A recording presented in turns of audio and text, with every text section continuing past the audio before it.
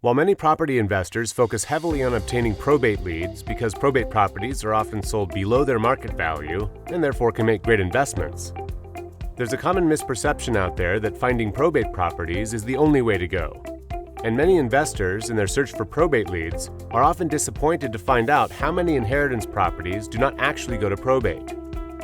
While billions of dollars flow through the probate courts every year, only 20% of inheritance properties or less are actually sold through probate. But that's not bad news, because while probate properties can take 8 to 12 months to process a sale through a living trust can happen in just 5 minutes without the need of court approval. And that's where Successor's data comes in. So before you look the other way because you think probate sales are the only way to go, you should know that there's a much better, faster, and cleaner way to buy inheritance properties. To explain, let me quickly show you the difference between a probate property and an inheritance property controlled by a living trust. A probate property works like this.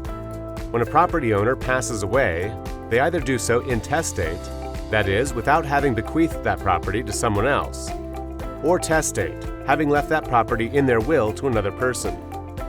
In either case, there's a petition for probate that is launched in that state, and either the person named in the will is in charge of administrating the estate, or the government appoints a suitable administrator.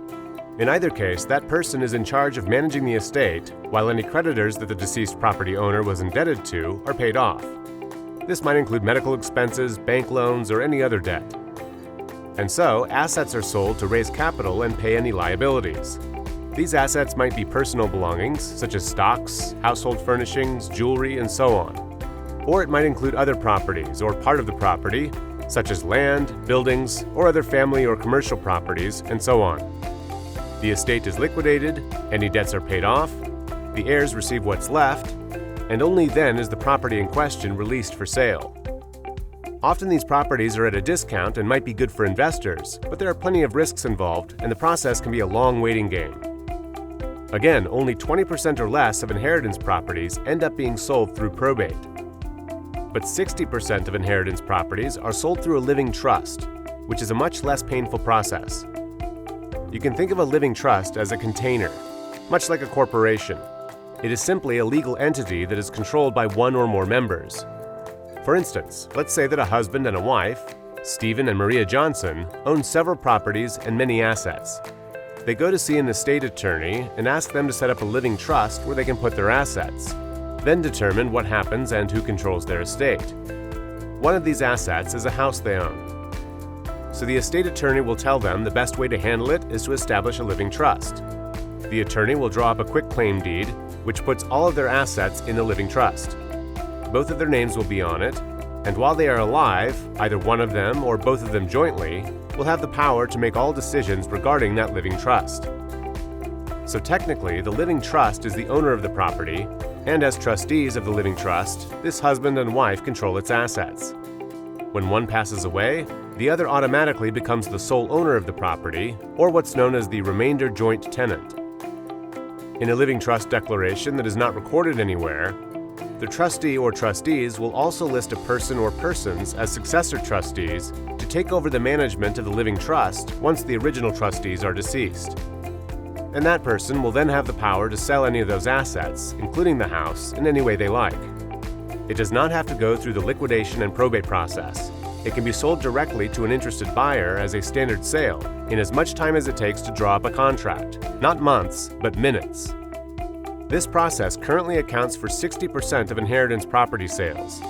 And while there will always be probate courts, as more and more baby boomers are educated about this process, this number will rise. So again, a sale through the probate courts can often take several months, while a sale through a living trust can happen within hours.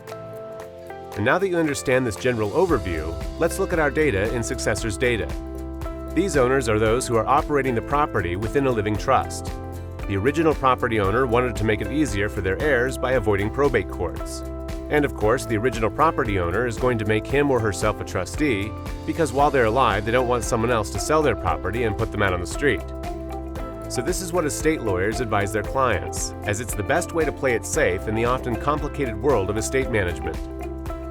Now the beauty is, when this living trust is created, so is a record of who came to see the attorney, as well as the location of the property. In this case, a husband and wife were operating the living trust. The husband passed away, leaving his wife as the sole administrator of the trust. These properties owned by a trust will only go to probate courts if multiple trustees are contesting the trust and the judge decides to send it to probate. So the data for most of these properties are never going to show up when looking for probate leads because these properties never even make it to the probate courts. So let's quickly look at a real-life example. We'll come to our successor's data records, and let's look at some of the properties that have been sold. Of course, we bring in all of these properties when they're still for sale, but once they are sold, they are removed from our list here, and they show up in our data sold archive. In this case, we see that this property was owned by someone who passed away on August 28, 2016. The owner was 110 years old, a long and fruitful life indeed, including living through 19 U.S. presidents, bearing daughters, having granddaughters, and being a diehard Lakers fan. And among her legacy was this property she owned in Glendale, California. We can look up this property on Zillow, and we see that it was sold on January 11, 2017. Just 3 months after she passed away. The successor trustee who controlled the living trust sold the property. If this had gone through the probate courts, this process would have taken another year for the sale to go through. So now I'm going to share with you another secret about probate properties. As you can see, there is no shortage of inheritance properties to list or purchase. At Successor's Data, we like to identify the properties in 3 categories. 60% are trust sales. These are sold by trustees, usually a family member. 20% are joint tenancy, those sold by a widow or a widower. And 20% are pre-probate. They're sold through probate court proceedings, but after we post them, because we identify those properties within 2 to 3 weeks of the owner's passing. So you will have an opportunity to contact the heirs while they are in the process of talking to probate attorneys.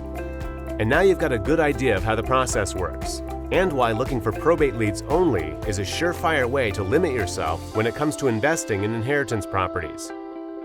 With Successor's Data, you'll not only be able to find thousands of great leads on available properties, but also feel free to join our webinars and check out further tips and training on how to best approach property owners and invest in great deals.